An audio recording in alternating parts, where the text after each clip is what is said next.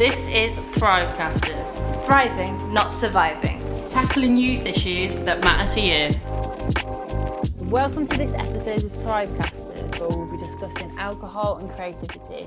Today your hosts are Hannah Galloway and Al Galloway. So we're just going to be having a casual conversation about alcohol and about how that's affected our creativity. Now, a lot of the research that I've been looking at has shown that it actually enables creativity through the fact that it helps you ignore certain things and focus on other things more, which can help with creative problem solving. I've never personally found that myself. So I was kind of looking at it from maybe if you reduce your alcohol, like how much you're having, then that will then help you with creativity, help you with your brain feeling clearer. But yeah, we're just going to kind of discuss it. Now, I've done a psychology degree. So I'll kind of be talking about from that point of view, but I am also creative. We've got my little sister, Al, who is going to be talking about it from her point of view. Elle, do you want to say a little bit about yourself? Hello, I'm Elle, Hannah's sibling, youngest. Yeah, I'm a pretty creative person. I'm going to be studying fine arts soon at uni, and I'm excited to be on this podcast. So yeah. Nice. So getting off to the first question, why do we feel pressure to drink? So like, out of your opinion so far, now I know you're only 20, but have you ever felt peer pressure to drink? And if you have, why do you think that is? I think I've definitely felt peer pressure to drink from as long as I can remember. It was always the kind of cool thing to do. And I think earlier when we were talking of it, I thought it's very like we try and be like our parents in a sense, or the people that we look up to. We think, oh, they drink, so maybe if I be like them a bit more, it's like cool and to fit in. I know that I definitely thought that. I thought, oh, drinking is like a cool, naughty thing to do, so let's do it. But yeah. But how about the peer pressure side of it? Like other people, like pressurizing you to drink. Have you ever felt that? Been like, oh, come on, have a drink, or Yeah, I definitely feel like there's almost been like competition in the past, especially on like nights out. It's like who can get the most drunk. Sometimes it can be quite like, what's the word? You can definitely notice that it's like peer pressure, but sometimes it's a bit more subtle. I definitely think like with the drinking games and stuff, and you feel like you kind of have to go along with it. But yeah, I think for me personally, the peer pressure that I've felt has been like other people almost feel a little bit uncomfortable if I don't drink, or they're just a bit like, because I've always been someone that will go out and like have a good drink and have a good time and like really go for it and stuff. So I think it's always been a case of I don't know whether that's my own anxiety that has kind of seen it from that kind of way, but I have always felt some peer pressure, so I'm more like fun and exciting and loud and carefree in that, and I feel like other people are like, oh, go on, have a drink. So I feel like other people just kind of see it as, oh, let's all have fun, like they don't want you to be left out. But from that, how do you feel that we can kind of combat it? How do you feel that we can combat that peer pressure to drink? Well, just before I answer that, well, I might answer it by what I'm saying, but just then when you said about I'm near a sewing machine, so this is just part of it and it's helping me think. I'm like doodling.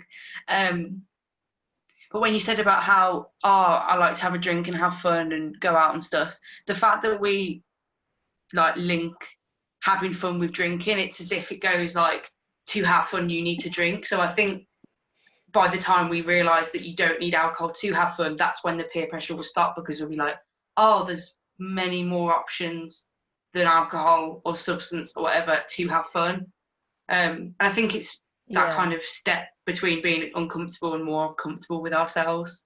No, I think that they're really good explanations. And if anybody's wondering about the red hands, we've just dyed our hair, and that's why we've got like red Hellboy around this.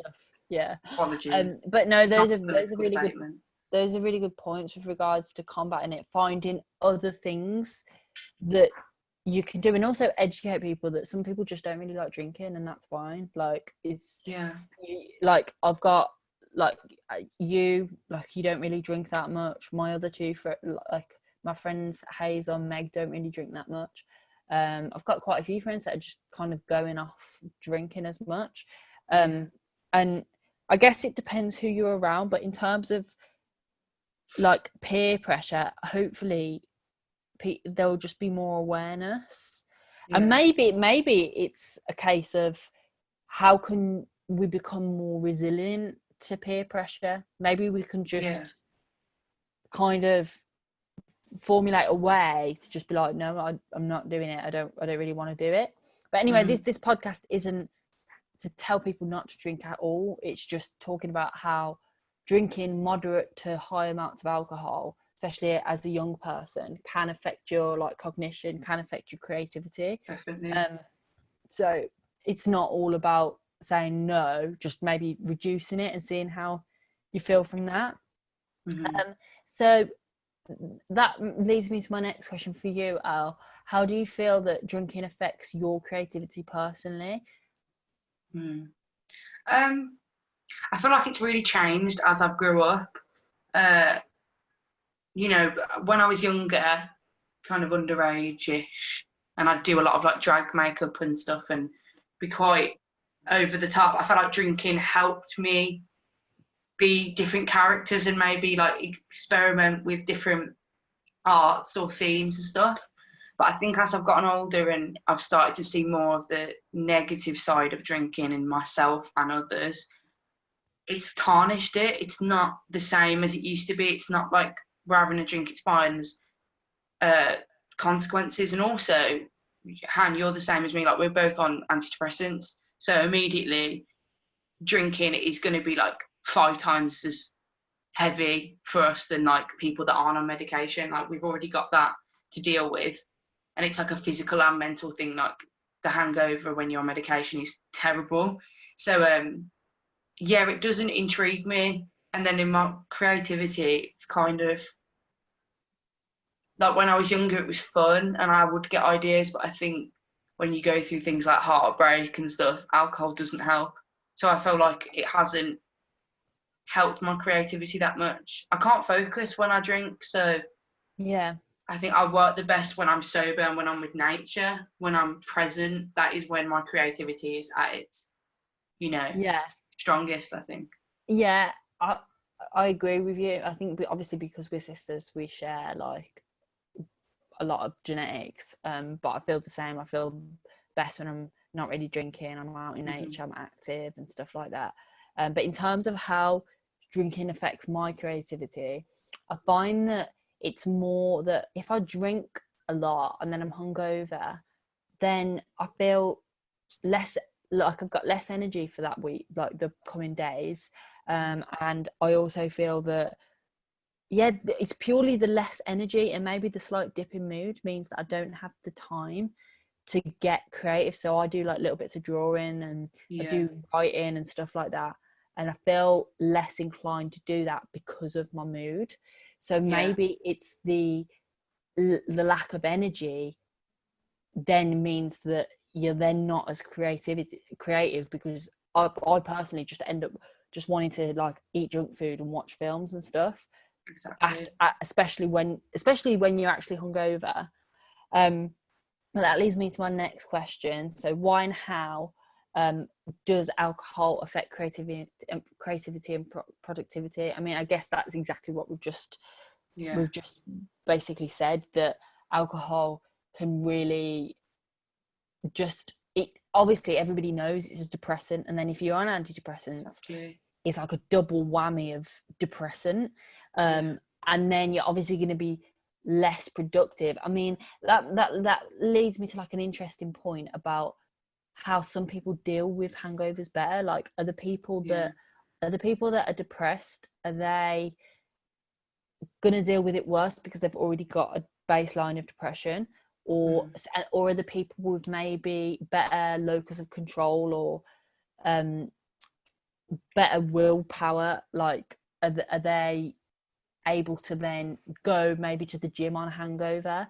Like, I think it's so multifaceted, and there's so much to consider when you're talking about productivity, alcohol, creativity. But I just generally think if you're predisposed to mental health problems, if you drink, that's going to just heighten that. And then obviously, as we all know, mental health problems can limit or, you know, cut down on your productivity. How do you feel like on a hangover? Do you feel that you want to get up and seize the world, or do you feel that you need a day to just be in bed, or is it different? I feel like someone, like, I know you might feel similar sometimes, but someone, like, I struggle with mental health on the daily, really. Like, I have to kind of set my self-care things that I need to do, and sometimes if I don't follow that structure, it really does affect, like, my perspective on things. Like, kind of the smallest thing can really knock me. And when you drink alcohol, and I also think there's some people are not built in the same way. Like, I think I'm extremely sensitive to anything like that. Like, my skin's sensitive, my body's sensitive to foods. Like, I think my body's just sensitive. So alcohol does not lift me up in any sense. It kind of just numbs me out. And when I'm numb, I found it harder to be creative. I'd rather feel a lot and do all these things and have all these thoughts. Yeah. What was your question, Han? Yeah, no, it was about productivity and how that's then affected. But I think, like you said, I think that different people are going to be more sensitive to it. So it really depends on the individual. And I think that's the important takeaway that I want to really say for this topic, is that it really just depends on your background and like your genetic makeup and like loads of different things in terms of how your productivity is affected. So in terms of, like, you said that it makes you feel numb, that alcohol makes you feel numb the day after. How much alcohol do you feel that you have to drink to then get that after effects? Is there a happy medium? Can you just have one drink and then feel okay after, or do you feel that you have to have, like, or do you feel that it's one drink that does it, or is it five, or what do you think? Well, like I was saying earlier, I feel like my relationship with alcohol has really changed over the years. Like, when I was younger, I did not care about the hangover. I did not care about how much I was drinking. I just wanted to get absolutely off my face. You know, binge drinking, and that is a real, like, serious problem in young people. And I feel like it is, like, getting worse, and even with drugs and stuff, but that's a whole other podcast. But now, because I drink less and I really understand the effects on my body and mental health, like, the smallest amount can really affect my productivity for the next day. And like, when you're saying about feeling numbed out, or when I feel numb, my motivation is really like lessened. You know, that my wanting to seize the world, seize the day, whatever, kind of really disappears. So Yeah, it's not great for productivity. And for me personally, I don't think there is a happy medium, because I think there's a fine line between drinking to have a good time and then drinking to forget your problems. And drinking to forget your problems became like a issue for me, and I think with a lot of other people, is when you're not dealing with things in your life, and then you drink and drink and drink to forget or numb certain feelings. So then productivity is out the window. Like, you're not even thinking about what you're going to do, you're just trying to feel better than you are. As, like, when we're talking about the numbness with mental health as well, and all the different aspects of mental health that I personally feel, after I've drank. So even sometimes when I'm like, if I'm tipsy, I can feel really like sad or angry. But I think that's overwhelming. the same with everything. Like it literally just like makes everything 10 times worse. Do you feel that at college, alcohol ever acted as like a social lubricant? I feel that for me, alcohol at uni, it was a very much so like, especially in freshers, I drank pretty much every single day. So I feel like it was an automatic social lubricant for me.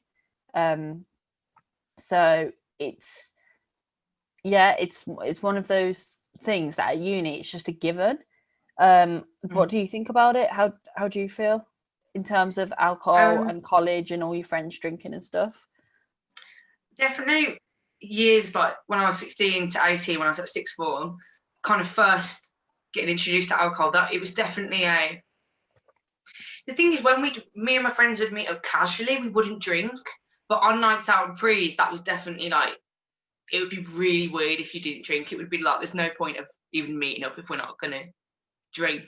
And then it got to a point like kind of 18, like age 18, that with that group of friends, we'd end up only meeting up to go clubbing. And there was actually quite a few arguments over like, are we not going to meet up sober and like do normal stuff and like go to the park and, you know, have a day out somewhere? Are we just going to meet up to drink?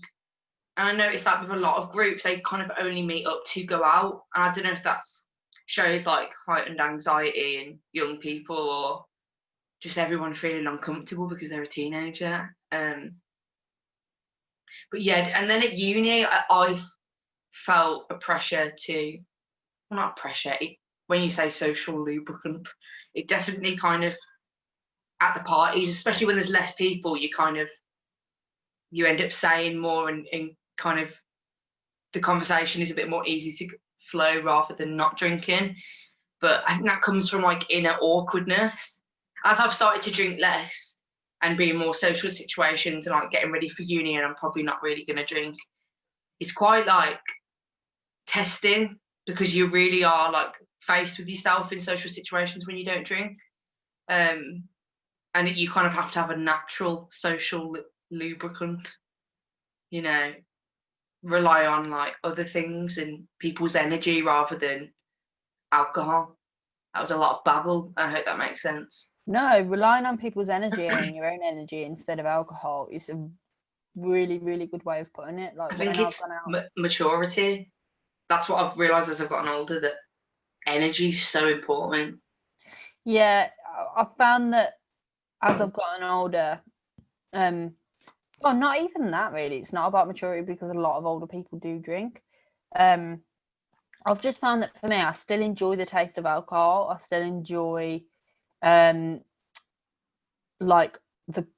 still enjoy drinking, but I only enjoy having like two drinks, like maximum three, because I don't know. When I'm drinking, I just think you lose control there. I think it runs in our family. Like once you've had a few, all your morals are out the window. Anything can happen, and I think that's when it starts to get dangerous. Honestly, to witness that as like a younger sibling in my friends and siblings, like it's a lot. Do you know what I mean? Like some people can. Actually, I think when you get to a point, I don't think anyone can handle their alcohol. I don't think physically you can be that person that can drink loads and not be an absolute twat. Like it affects everyone, and it's the longer you drink, it starts to affect you in more negative ways. I feel like creativity out the window. I do think that there's a happy medium there. I don't think that people need to completely stop drinking. I think that it's an enjoyable thing for a lot of people, but I think just respect it. Like respect how many units that you're recommended to have, and if you're pushing the upper limits of that, just I guess see whether you can like decrease that a little bit, like so it's a bit more reasonable. What fun things do you feel that you can get involved with and do that don't involve alcohol? a lot of things. I love spending time with like good people, good company, and kind of letting conversations just appear and talk about loads of different things. I love that. I like seeing other perspectives and opinions on things. But also, I said earlier, like I love nature. I think during lockdown, I've definitely, like a lot of people, been a lot more in contact with nature and made use of like the garden and outside spaces and how like really healing it is, rather than like going to the pub with your mates and that being like a weekly thing. I've like done loads of gardening and that's really like it's like soothing. What else? Like creating, I love all that kind of stuff, drawing, listening to music. There's so many things that I love doing that don't I rarely think about alcohol now, except when I guess when meeting up with friends and stuff. Is it going to be a pressure? But like you, I think I surround myself with people that love nature and don't rely on alcohol to be someone else. They're kind of more comfortable with themselves, you know. Yeah, I think the less you drink alcohol, I do actually think the more comfortable you do feel with yourself. But Yeah, definitely. I also do have friends that do drink, and there is a side of me that does actually miss the carefreeness of going out for drinks and not really having to worry, oh, I'm drinking this much or I'm drinking that much. Like, I think it's a transitionary period that I think a lot of people do get, maybe in their early to mid 20s. Yeah. You just start to actually, don't know, you can't drink as much as you did when you were younger. But I think it's very transitionary, because I do look at people that don't drink and I am like, wow, that's really cool. But then I think the grass is probably always greener. Like, I think the grass is always greener, but I think my main thoughts are, if you are predisposed to a mental health problem, or if you do have a mental health disorder, 9 times out of 10 excessive amounts of alcohol are going to exacerbate that, and they're also going to probably decrease your productivity, which then would then mean that your creativity is decreased as well. So I guess it's really about finding a balance. And for me personally, like I've just said to myself, I'll have maybe like 2 drinks every 2 weeks, or even just 2 drinks on the weekend, or 2 or 3 really. And that's if I fancy it. If I don't fancy it, it's fine not to. And now I've given myself that space, it's actually easier not to, because me just saying, oh no, you can't have it at all, almost reminds me of being younger, when you like, you're too young to buy alcohol. It makes you want it even more, because you know you can't really get it easily. And so I think that's what happened with me for a little bit. I was like, oh, if I say I can't have it at all, it actually made me want it more, and then I would get hungover, and then it would just be self-sabotage. Whereas now I'm like, yeah, you can have it if you want, and also not have it if you don't want, and it both is fine. So I think a balance is not necessary, unless you have a full-on alcohol addiction, which I think when you do need to cut alcohol out. But I think unless you do, a good balance is saying, yeah, I'll allow myself to have like a lower intake, like lower to moderate intake, on the weekend maybe, and that then won't stint your creativity in the same way, and won't stint your productivity as well. Because I didn't find like, I found for me that my productivity, I think it has been higher, because I am doing quite a lot at the moment since I've drank less. And I also feel at one point I was really living for the night out, or living for the pub, or living for that release on the weekends, whereas now I'm actually more busy living every day and doing things every day, and getting involved in cool activities that I feel quite present in. Because a lot of the time when I'm drunk, I won't remember the nights, and even though they'll be fun, I don't know, it's just got a bit samey for me. Have you got anything else to add in terms of finding a balance? I think that's like the most important thing, balance. because when you start to notice like alcohol becoming more of a, I don't know, it kind of doesn't aid me in any way, it doesn't help me, but obviously everyone's different. But having that balance in terms of creativity as well, like I feel like I have more room to think. If one thing in my life is completely crowding out the other, then I don't know, where is my train of thought taking me? I'm the same, like if I tell myself I can't drink, then I want it more. So I'm trying to tell myself, like, if you're having this now, it's okay, like, just go with it, but be safe.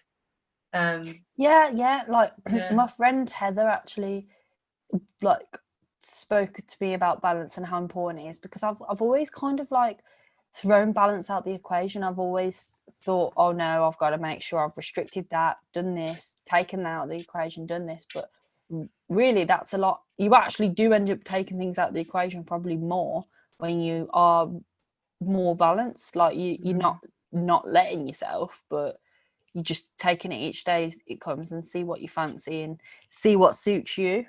I think that kind of brings us to the end of the podcast and how important balance is with regards to alcohol productivity. So thanks for joining us today, Elle. Thank you. If people want to find you or get to know you more, what's your social media link? Well, I'm not on social media as much now, but I use Tumblr a lot, which is kind of like my portfolio blog. I put my art on there, thoughts and stuff, which is at Little Hands, which is LITELLE hands. And my account should come up, but yeah, I'm not really using any other platforms at the mo. Great, yeah. Thank you. Don't forget to follow us too. You can learn more about what we're doing by following us on @onpointwm, hashtag ThriveCasters. So hit us up, let us know what you think about it. And thanks for tuning in, and join us next time for conversations that matter to you. Don't forget to follow us on social media at onpointwm and hashtag ThriveCasters. Join us next time for more conversations that matter to you.